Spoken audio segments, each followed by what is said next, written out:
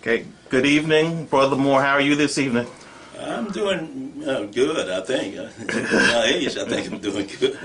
You are. That's fantastic. Thank you. Just a couple of questions about you and our organization, Phi Beta Sigma. Okay. Tell us about your early life and your entrance into college and what first drew you to Phi Beta Sigma.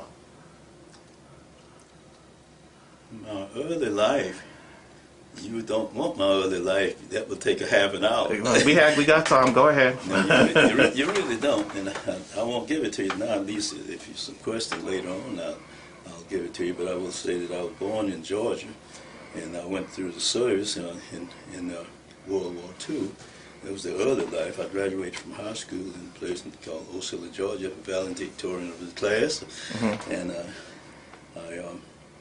I'm not going to embark in this long story about the Tuskegee Airmen because that would take about half an hour. But I will say that I tried to become a Tuskegee Airman when I graduated in 1940, and they weren't taking any Negroes. And so I decided I was going, rather than be drafted in the United States Army, I was almost 21, I was going to leave this country. Now that's very startling, but that was my mindset about racism in the 40s. I just couldn't can't deal with it ever. And so I was on my way out of this country, and I got as far as New Jersey, where my peers, my sister and brother, they had migrated from Georgia. And I didn't get any further because my sister Molly, there's a picture up there. God rest her soul. She kept me there. She says, I just don't want you to leave now. And I wasn't thinking about the draft, but unfortunately, I was not there long enough to get a job before I was drafted almost in Newark. And sent to Fort Dix, New Jersey. Oh, right over there, okay. Right over Fort Dix, New Jersey. And all of my acquaintances where we were living was in an Italian neighborhood, and so I hadn't met up with any of the black youngsters there in Newark. All of my friends were Italian, and we got on this bus going out to Fort Dix. Recruits in civilian clothes. It was September 1942. Did I say I graduated from high school in 1940? So I hadn't been in Newark. September 1942, and got to Fort Dix, and there was a corporal, two corporals, one white, one black, and one black corporal, white corporal was across the street. As we got off the bus, there were about 20 of us that knew each other from Newark, and they didn't know what was going to happen, but I knew what was going to happen. I didn't see them anymore. They called out the names. All of the names I called go across to the corporal, and those guys went over to the white corporal. I never saw them again, and I ended up drafted in the United States Army against my will. On my way out of this country. I'm not a deserter, but I was just going to legitimately leave before I was drafted. I was stuck here. Okay, so now I was fortunate though, in that I ended up at Fort Dix. I guess we stayed there about a week and a half, 2 weeks, just marching back and forth. There's a reception center. They're deciding where they're going to take us, and they're calling some going, taking them to the infantry, and the other places segregated the infantry, segregated whatever it was. But they called me, and along with about 250 of us from New York, and in just that area, they called us to go to Lincoln Air Force Technical Training School. Oh, Lincoln Tech. No, it wasn't. No, that was. I'm ahead of myself. They called us to go to Buckleyfield, Colorado. Oh, okay. Which was murder. So, and what is this? This is 86 Aviation Squadron. Okay, we're going to be concerned with airplanes or something like that. Yes, we stopped in Chicago. The train. That's the first time I got on an overnight train, except for coming up from Georgia. I rode the bus all the way, a segregated bus up to Washington, and you transfer in Washington, and then you have a chance. Now you don't have to sit in the back of the bus. That story was rough. I've just had it all the way. It seems when I came up to Washington, I want to tell you about this. When I got to Washington, I said, now a chance to sit in the front of the bus for the first time in my life. I stepped up onto the bus from Washington, change bus, Washington going to Newark, and I looked at it. with standing room only. So I stood right next to the driver all the way from Washington, D.C. to Newark. Now, going back to Fort Dix and Buckleyfield, Colorado. I'm skipping a lot of stuff here. Got to Buckleyfield, Colorado. There about 250 of us formed what is called the 86 Aviation Squadron. That's where they actually put blacks in those days to just work battalions. That's all they were. All we did while we were there in September 1942 was to go out to the bomb sites and pick up the loose cartridges and things like that. Of course, I never did do much of that because I volunteered to box, I volunteered to play, I was a trumpet player, I volunteered Really? to do everything else Wow. under the sun. Okay. And then I found that there was a test for a test. Now, this was in 1942. I had tried to get in the United States Army Air Corps in 1940. 1942, there was a test came up that I could take, and aviation cadet. I said, what? I took it. Long story short, I passed in 92, waiting for a class. Class never showed up. Class never came up. Only class could come up was at Tuskegee, Alabama. I hadn't passed the physical, but physical I had 20/20 vision. That's the only thing wrong with me now. It was some short eyesight. So I'm just waiting for this class, In September 1945, yes, 45. December 1945, nothing could come through, and then there was a test to, is this too long? No, go. That We'll I'll fast forward. You keep going. I'm skipping a lot. Well, there was a test came up to these were all white officers. There were about 4 or 5 white officers in this aviation squadron, and they were very kind and were very reasoned, and they knew what was happening. They knew we were segregated. We were located about a half a mile from the center of the base, and the only duty I have had while I was there, and I tried to get out of that, was to police the area. You know what that means? They gave me a stick with a needle on it, and to go up to the commander's office one day, commander's site in the middle of the base, and pick up paper. Yeah, I was. Man, I knew how to solve quadratic equations. Listen, I knew early calculus. My mother in Georgia, don't tell me, she had helped to teach me, and those teachers were very good in that school. And they taught me physics. And early physics, yes, it's general physics. And chemistry, I almost set the lab on fire.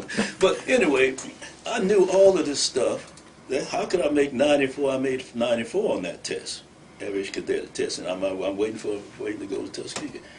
And I found out later on that wasn't so smart. Though. Some of those guys made 100. They zapped it. Wow. But they were college graduates. See, I was just out of high school.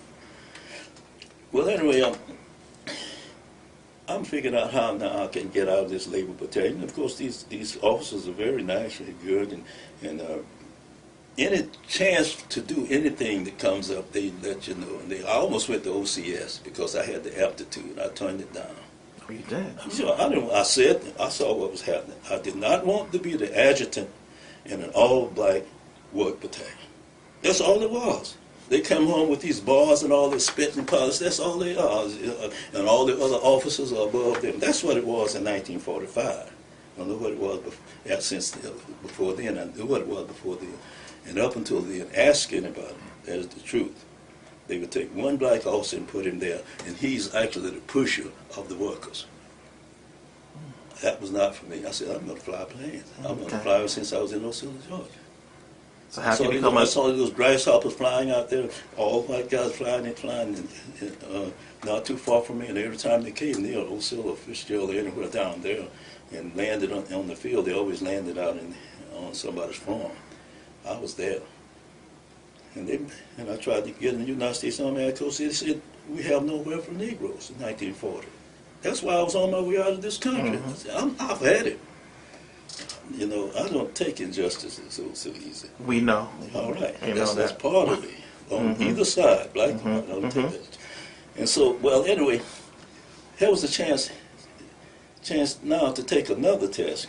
I'm waiting to go to the class down to Tuskegee, and one didn't open up. The quota system was running, it was really operating. American Council of Human Human Rights, Rights, which right. was all black organization. Mhm. We didn't want anything to do with any organization. Mhm. And R.A. Billings was Billings. And these two giants debated, and they debated. Mhm. And Billings was against joining them. I was against joining. I was contentious. Ross won by 1 or 2 votes. It wasn't 51 to 49. It wasn't even that close. To join the American, to join ACE. this all-black group, Mhm. which consisted at that time of, well, I think the NAACP was a member of it, and I don't think Omega Psi Phi ever did join it. Mhm. My memory's not here too cool now, but I know that we joined it. Mhm. And when we joined it, ever since then, we have been a black organization.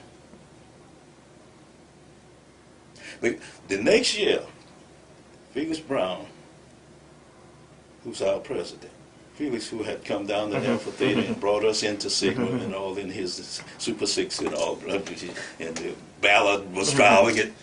Ballard was driving it, Richard Ballard. He was the driver, and they came over to West Virginia and brought us in. And, well, Felix Brown pulled us out, really, somehow. Got the general board somehow to pull us out of ACHR. But what happened? He still was a member of Panalytic. Mhm. And that, until today, is a stigma against Sigma. Say what you want. Being a member of an all-black organization is not helping Phi Beta Sigma. It's not helping. I don't want to argue the point. I'm not going to debate it. It was against my drain because I never would have joined the black organization. I never would have joined. The first thing I did when I got to Newark after I came out of the service, went up on High Street and went up to the American Legion and walked in and had a seat. The guy came out and asked me, could he help me? I told him I want to join. He said, well, now you can go over so and so and so and go so and so and so and become a member. I knew what he was talking about.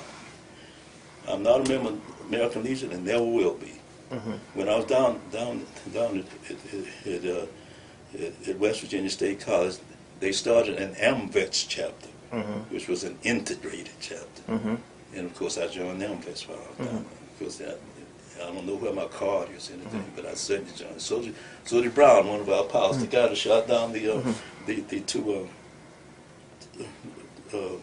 jets, and was my pilot in the B-25. He and I flew around together. He was down in West Virginia with me at the same time, and we formed the AMVETS chapter down there. I swore that I would never belong to anything that's black or white. And I didn't join anything that's black or white. And I've been telling these people, read your Constitution. And I've floated letters all over the place to every single president since then. Since they started using that phrase, African American fraternity, and it started with the concentration on these, how many chapters, how many organizations belong to the Pan-Hell. How much good has that Pan-Hell done us? What has this done us? I'll just ask the question. I didn't say it hadn't done anything, but you tell me what good that has done. The resolutions that come out of our country, how much have we influenced this country as Phi Beta Sigma, being a black organization? The resolutions to be people, presidents take them and lay them on the table and forget them. If we want a black organization, we're not. We're really not. And so I think I'm going to appeal to this next president. I've written letters to every single one. And I have gotten answers from some of them. Some agreeing with me, but not publicly. I wrote certain to his death. He didn't only agree with me. He wrote publicly to the past president. Check with me. I won't call any names. And he wrote to other presidents. I wrote certain. He not only agrees with me. He did all of he could to keep us from calling ourselves even an African American organization. Nothing against African Americans. But if I joined an organization, it wouldn't be called a white organization. In other words, You didn't want to go back to the South. I was not coming back to the United States. By then, I kissed the ground when I got to Taranto, Italy, that I felt a free man for the first time in my life. You know, this is my mindset, which was true. And right now I think about that, I said, well, yes, I did do the right thing. I hadn't ever planned on coming back to this country again. My father, my mother died, my sisters and brothers notwithstanding. I said, I care less about flying. I had had enough flying. I was flying then, but I wasn't the pilot. Mm-hmm. I was crew chief at that time on the B-25 that we had. Got a picture of it there somewhere. Everywhere the B-25 went, I went. And I'd sit in the pilot in the co-pilot seat, because quite often just be just the two of us on the plane going to pick up some people Mm-hmm. at rest camps and things like that. Going always behind the line. We didn't have any guns. We'd have P-51 or something following us around where we'd go. And nice sitting there watching these guys sit out there and protect us. But even though we were behind the lines, we had to be protected, because they would come down and shoot down anything they saw, just unarmed. And we had a A-20A, I was crew chief on the first. I was the only crew chief on the bomber over there, because we were in a fighter group, and I had lost 2 pilots. Oh. I lost 2 pilots, and by that time and it had gotten on me anyway, losing my best buddy over there. When I lost Chuck, that was it. He and I were together with this P-39. We were going to go over there and we were going to shoot up the world. I was going to be the crew chief. He's the pilot. And he got over there and transitioned from the P-39 into those. We first, in the 302nd Fighter Group, we went over there as 3 squadrons flying P-39 tricycle landing gear fighter planes with the 37 millimeter cannon shooting through the nose. And you don't see those too often, because they're really not an effective fighter aircraft. And so what we did was, we were so effective at doing that. They were doing the Casino landing, the Anzio landing. Well, we got there in January. Left here in December, January the 3rd, 1944. Mm-hmm. See, I get these years. Yeah. And it took us about 30 days to get there. So it was about the end of January, Mm-hmm. and we kept those. And Casino was around February and March. It was hot. Mm-hmm. We was just behind the line. The Germans were bombing our base at Capitolina Airport every night. 11 o'clock at night, you could tell the time by them. Mm-hmm. I'll tell you that, along with Mount Vesuvius erupting. They must have dropped something in the Mount Vesuvius. It was a volcano that had erupted in centuries, it looked like. You've heard of Mount Vesuvius in Pompeii. Mm-hmm. That, Germans must have dropped something in it. I don't know, but it erupted at night, and they came along at night. And so you couldn't dig a foxhole, because although we were on a base, a standard base, we weren't out in the field like we were later on. We were on a standard base. It's the airport of, it's Capitolina Airport of Naples, Italy. We took over that airport. Oh. But you couldn't dig a foxhole. We didn't have enough place to billet you into. If we did, I would want to be in those buildings there, because they took care of the buildings at night. They bombed our aircrafts at night. We threw hell for a little while over there, just getting away from them at night and finding a place to hide. Mm-hmm. Some of us found places at the end, down at the end of the runway. There was a drop-off, and the Germans had dug some of them discovered a tunnel up underneath the mountain. Wow. And when you get up underneath the mountain, it turned out that there was a big room. That's it. But man, I was standing there. I would jump off and get down at the entrance to that tunnel and stop. I never did go in there. I had a phobia that something was going to happen. They were going to close up. Well, anyway, that's all. We went through all of that, and this is enough war in itself. And every day we got to go patch up our planes and get the guys up, and they were flying. Good pilots. They were as good pilots as we were mechanics and crew chiefs and armorers and ground crew. And so Chubby Taylor, a pilot, lost his life in transition over Sigma after a while. Went to I want to hear about the Tuskegee went Airmen to, first. went to Lincoln Air Force Technical Okay. Training School. There were about 10 of us. On about January the 3rd, 1942, 43. 1943, January 3rd, 1943. We were called, those 10 of us from that work battalion were called to go and become professionals now. We could become engineers, some all mechanics from scratch. And could they teach you? Got in Lincoln, Nebraska, and they treated us real rawly. Got on the train overnight, then came the next day Lincoln, and they picked us up, took us out to the base, and took us not too far from the center of town here. Of course, the base still was segregated. If you try to go up to the PX about something, I never did go. Once I heard what happened, I said, I don't confront stuff like that. See, I'd already had a problem. I won't talk about it. A problem in the South and got all beat up, and, because I resisted being segregated. I never did go to the PX there. I had guys to pick up stuff for me, and they did. They really did. And while I was there, there was a class of about 500 of us that had been selected from all the way across the country. There were about 10 from my school, my aviation squad, from colleges and things like that. Guys who couldn't pass the aviation cadet exam.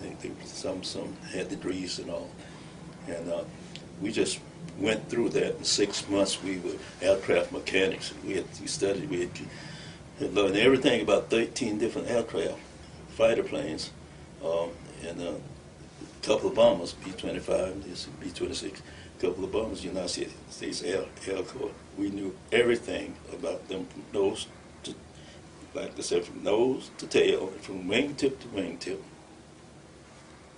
I still remember a little of it. But we had to learn everything about it, and we went through that school. There was one black class in that whole 86 Aviation Squadron was our squadron. In Buckley Field, but here was the 789th. See how things leave me? 789th Technical Training Squadron. 789th Technical Training Squadron. That's just about as popular as the 99th among Tuskegee Airmen, because they know where they got all of the ground crew for the 99th, not the 99th. 99th was earlier. They trained them down at Tuskegee. But when we graduated in June 1943, we had a major there named Major Fox. And all our officers there were white. I hadn't ever been under a black officer though. Major Fox, an old school teacher from Kentucky, Colonel. We was amazing, but we called him Colonel Fox. He was like a fantastic guy. He said, "You're going to be the best students in this damn school, whole school." And he proclaimed us the best when we left there, because he didn't cut any corners. I'm telling you, calisthenics and things like that, you did them. You did everything. You were physically fit. You were physically fit, just as though up to your capabilities. Some didn't have the eyesight and stuff, be pilots and all.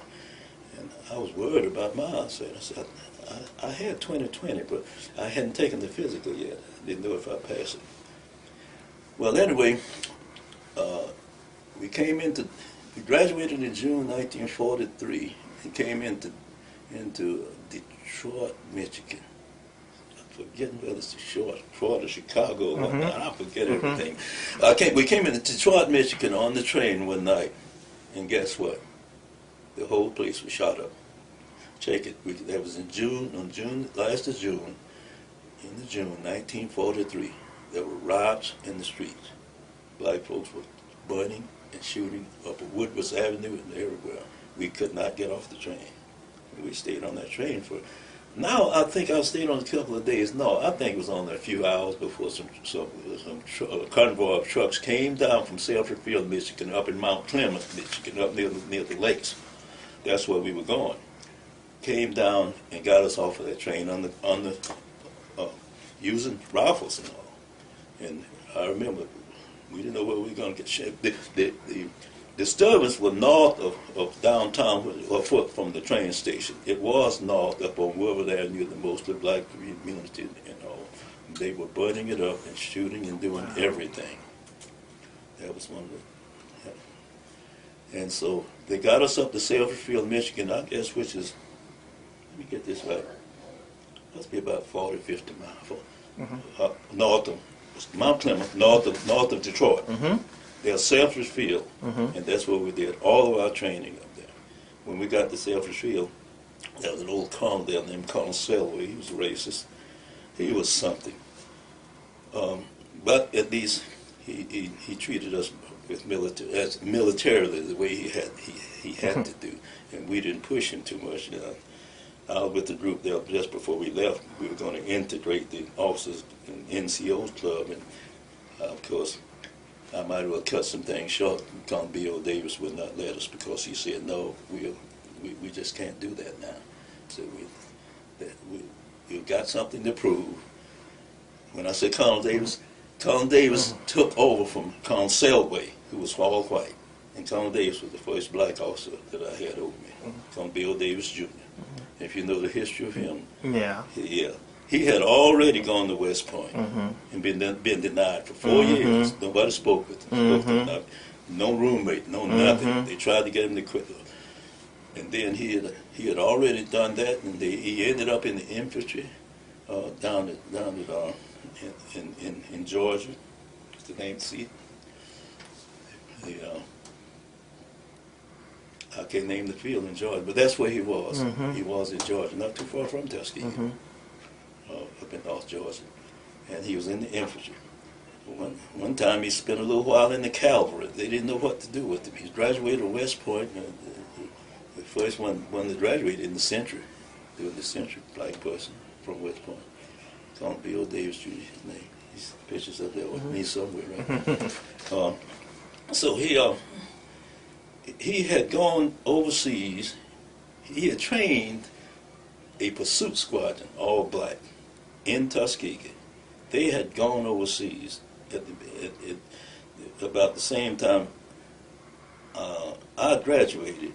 He was coming back from North Africa to take charge of us, to form the 332nd Fighter Group. See, this squadron, pursuit squadron, had gone over there. I'm skipping a lot. These guys had gone over there and raised sand. They had taken those P-40 aircrafts that they had and shot down some. Yeah, they had shot down some. They hadn't done too much shooting down when he came back, because the shooting down that they did happen when we were on our way going overseas. But what happened was, he had orders that he could come back and appear before the Congress. He had to come back and justify the actions of the 99th. Some pilots in the 99th deviated from their orders, sort of, and went out to shoot down some aircraft and got shot down themselves because they made the whole squadron vulnerable. They didn't, and they just weren't together. They weren't together because when they got over there, it's a long story to that. When they got over there, they got in. There was no group would take them. They had a little squadron. Squadron only about 16 airplanes. Well, it is 16. Well, 16 airplanes. Four flights in a squadron, and four flights in a squadron, and each flight had 4 aircraft. That's all. P-40s they had there, P-40s Ls. Well, they were attached. They finally found a group over there that would have let them become attached to that group. A group consists of 3 squadrons.